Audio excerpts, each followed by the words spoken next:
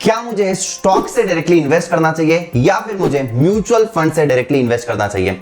तो answer over here is like this. अगर तुम्हें स्टॉक्स के बारे में आइडिया है और तुम्हें पता है कि स्टॉक मार्केट कैसे वर्क करता है, कौन सी सही कंपनी सिलेक्ट करनी चाहिए, तो तुम डायरेक्टली स्टॉक मार्केट के थ्रू इन्वेस्ट कर सकते हो, डायरेक्ट स्टॉक्स लेकर। अगर तुम्हें इन सारी चीजों के बारे में कोई आइडिया नहीं है तो तुम डायरेक्टली म्यूचुअल फंड्स के थ्रू इन्वेस्ट कर सकते हो। म्यूचुअल फंड में वहां पर fund manager will take care of your money, you don't have to do anything. अगर मेरे पास 10,000 रुपए है तो मैं 10,000 में कुछ स्पेसिफिक स्टॉक्स डायरेक्टली खरीद सकता हूं, लेकिन 10,000 में कितने ही स्टॉक खरीद लूंगा, ज्यादा स्टॉक्स तो आएंगे नहीं। लेकिन अगर मेरे पास 10,000 रुपए है और मैं ये म्यूचुअल फंड में इन्वेस्ट करता हूं, तो अगर उस म्यूचुअल फंड हाउस ने 30 स्टॉक्स खरीदे हैं उनके फंड में, तो मैं 10,000 में 30 स्टॉक्स भी खरीद सकता हूं। So I am partially invested in all the 30 companies over there. So what is the conclusion? Where should I invest? Stocks में रिटर्न भी ज्यादा हो गया लेकिन लॉसेस भी ज्यादा हो सकते हैं। म्यूचुअल फंड में कंपैरेटिवली थोड़ा कम रिटर्न होगा लेकिन थोड़ा ही लॉस होगा।